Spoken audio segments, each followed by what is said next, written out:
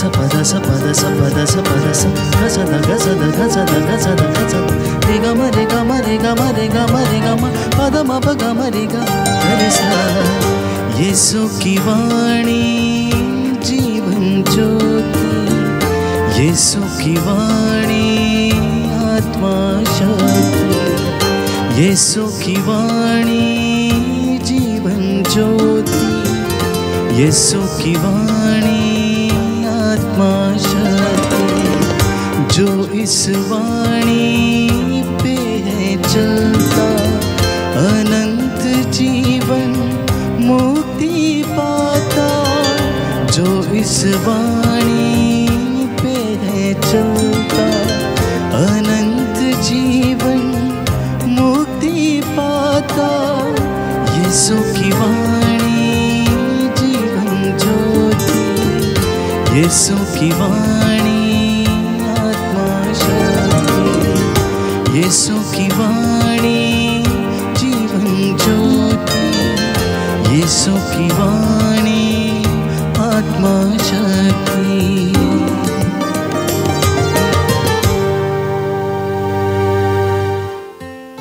पहला पाठ नबी दानियल का ग्रंथ, अध्याय 6, पद संख्या 12 से 28। ईश्वर ने अपना दूत भेजकर सिंहों के मुंह बंद कर दिए। कुछ लोगों ने दानियल के यहाँ पहुँचने पर उसे अपने ईश्वर से प्रार्थना और अनुनय विनय करते पाया। वे राजा से मिलने गए और उसे राजकीय निषेधाज्ञा का स्मरण दिलाते हुए बोले, राजा, क्या आपने यह निषेधाज्ञा नहीं निकाली कि 30 दिनों तक जो कोई आपको छोड़कर किसी भी देवता अथवा मनुष्य से प्रार्थना करेगा वह सिंहों के खड्ड में डाल दिया जाएगा। राजा ने उत्तर दिया, यह मेदियों और फरीसियों के अपरिवर्तनीय कानून के अनुसार सुनिश्चित है। इस पर उन्होंने राजा से कहा, दानियल यूदा के निर्वासितों में से एक आपके द्वारा घोषित निषेधाज्ञा की परवाह नहीं करता। वह दिन में 3 बार अपने ईश्वर से प्रार्थना करता है। राजा को यह सुनकर बहुत दुख हुआ।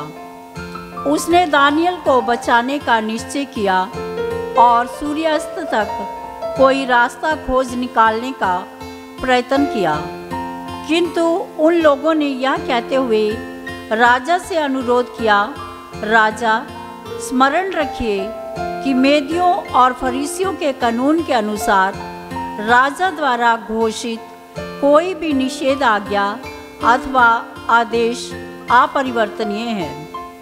इस पर राजा ने दानियल को ले आने और सिंहों के खड्ड में डालने का आदेश दिया।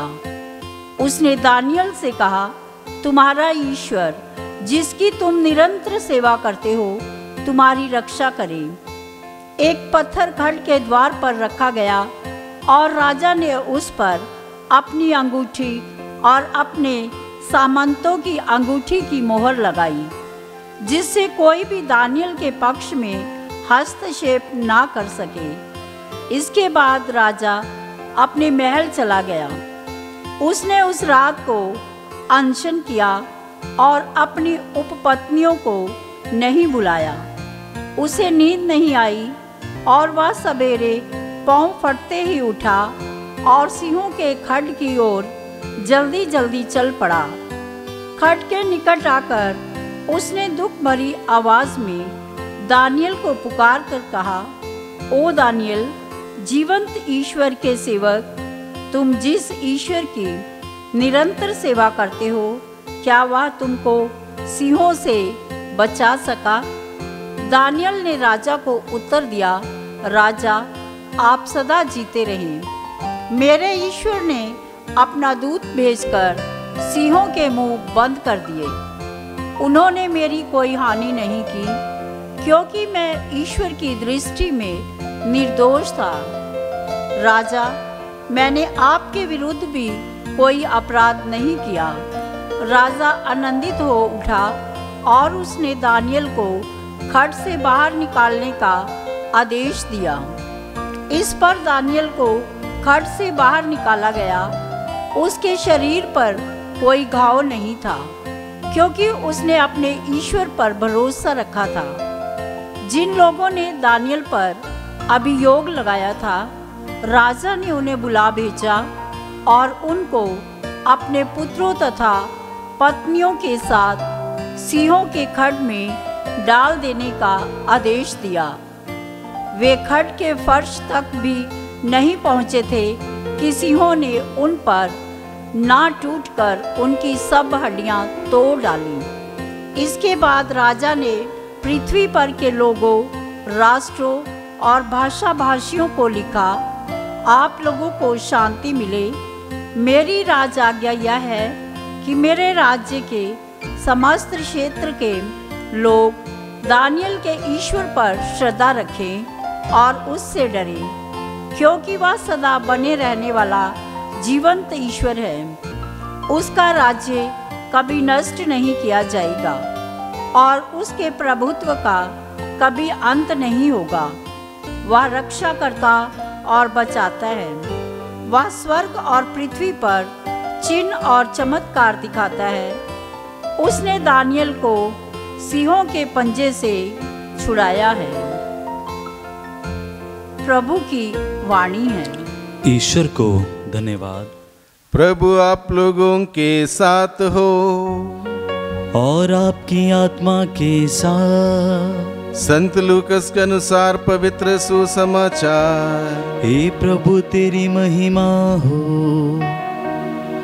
यीशु ने अपने शिष्यों से यह कहा, जब तुम लोग देखोगे कि यरूशलेम सेनाओं से घिरा रहा है, तो जान लो कि उसका सर्वनाश निकट है।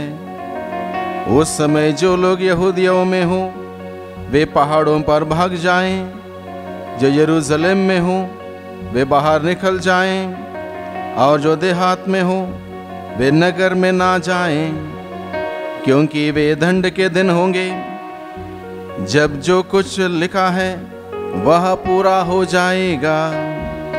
उनके लिए शोक जो उन दिनों गर्भवती अथवा दूध पिलाती होंगी, क्योंकि देश में घोर संकट और इस प्रजा पर प्रकोप आ पड़ेगा। लोग तलवार की धार से मृत्यु के घाट उतारे जाएंगे। उनको बंदी बनाकर सब राष्ट्रों में ले जाया जाएगा, और यरूशलेम गैर यहूदी राष्ट्र द्वारा तब तक रौंदा जाएगा जब तक उन राष्ट्रों का समय पूरा ना हो जाए। सूर्य, चंद्रमा और तारों में चिन्ह प्रकट होंगे। समुद्र के गर्जन और बाढ़ से व्याकुल होकर पृथ्वी के राष्ट्र व्यथित हो उठेंगे।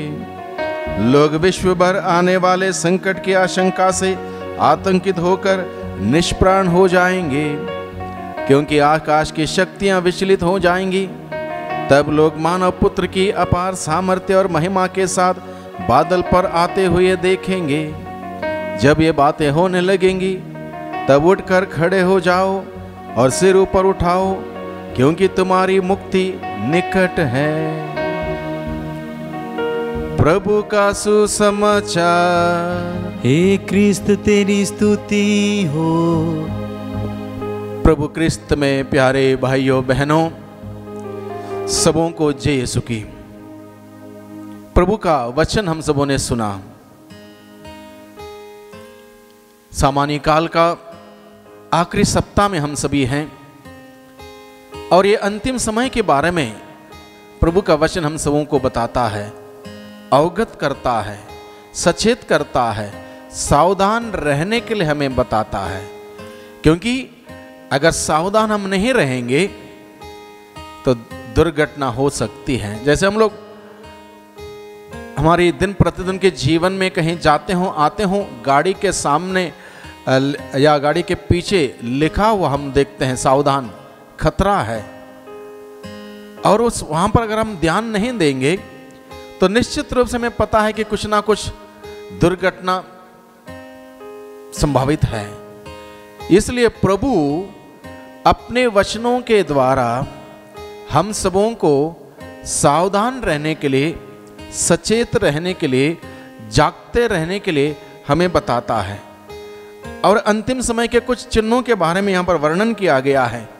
आकाश की शक्तियां विचलित हो जाएंगी, सूर्य चंद्रमा अपने अपने निर्धारित कार्य करना बंद कर देंगे, अलग अलग प्रकार की घटनाएं होंगी, भूकंप होंगे, महामारी फैलेगी, बहुत सारी बातें हैं। और हम लोग इन बातों को बहुत अच्छी तरह से समझ सकते हैं आज के दिन में, जब पिछले 2 साल से कोरोना महामारी के चलते कितना भयभीत हम सभी थे, कितने आतंकित हम सब थे। इन सभी बातों को देखते हुए हम इस बात को समझ सकते हैं प्रभु हम सबों से क्या कहना चाहता है। जगह जगहों पर बादल फटना, बाढ़ आना, और आज भी बहुत सारे इलाकों में बाढ़ है, लोग परेशान हैं, अलग अलग प्रकार से पीड़ित हैं। ये चिन्ह है सतर्क रहने के लिए, सावधान रहने के लिए।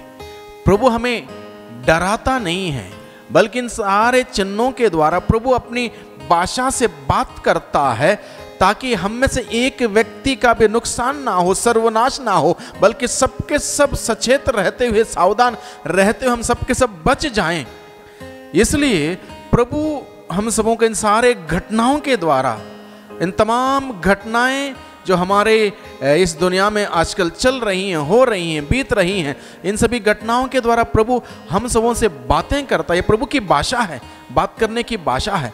जैसे माता पिता अपने बच्चे को समझाते हैं, कई बार बोलते हैं, बच्चा, छोटा बच्चा जहाँ पानी भरा हो वहाँ पर जाता हो, माता पिता उसको डराते हैं, इधर मत जाओ, इधर ऐसा होगा, वैसा होगा, क्योंकि माता पिता की इच्छा क्या है, बच्चे को नुकसान ना हो कहीं ना कहीं। उसी प्रकार से प्रभु की इच्छा क्या है, मुझे और आपके लिए प्रभु की इच्छा यह है हम सबके सब बच जाएं, इस दुनिया में ना खो जाएं। दुनिया बहुत सुंदर लगता होगा, आकर्षक लगता होगा, दुनिया के आडंबर, दुनिया के माय मोह, बहुत कुछ हमें आकर्षित करता होगा, लेकिन इस दुनिया में घुस जाएंगे, दुनिया के माय मोह में घुस जाएंगे, इन सभी आडंबर में हम घुस जाएंगे, आत्मा को खो देंगे। क्या लाभ यदि मनुष्य सारे दुनिया को हासिल कर ले, सारे दुनिया की शक्तियां हासिल कर ले, समृद्धि हासिल कर ले, धन दौलत हासिल कर ले, सब कुछ हासिल कर ले, अपनी मुट्ठी में कर ले सब कुछ, लेकिन अपनी आत्मा गवा दे तो उस मनुष्य को क्या लाभ? कुछ भी लाभ नहीं होगा।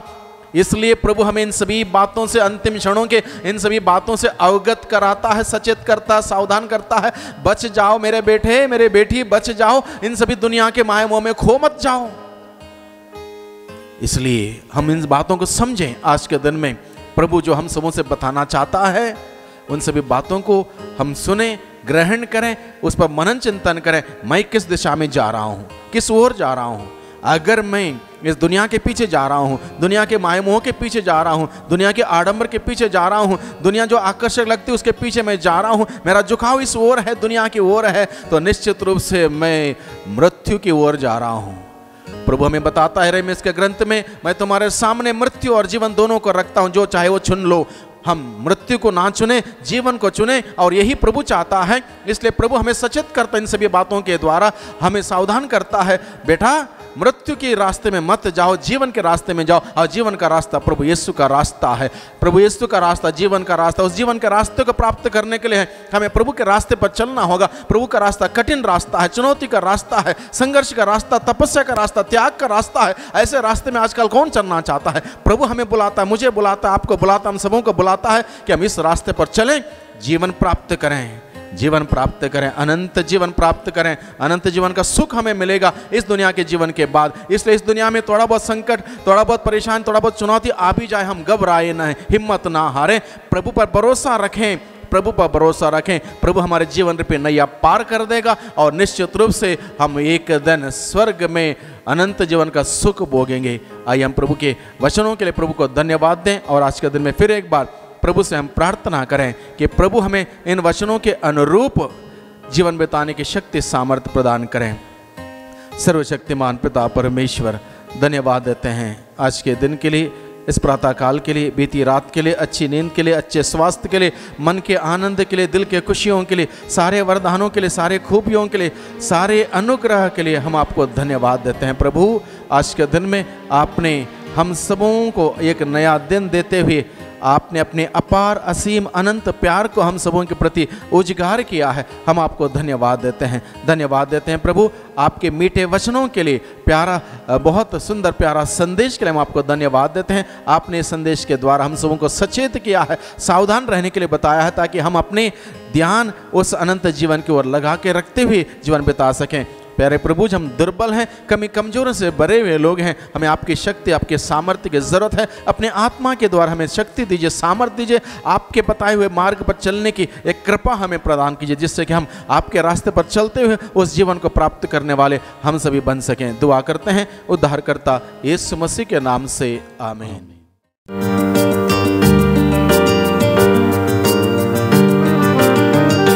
यीशु की वाणी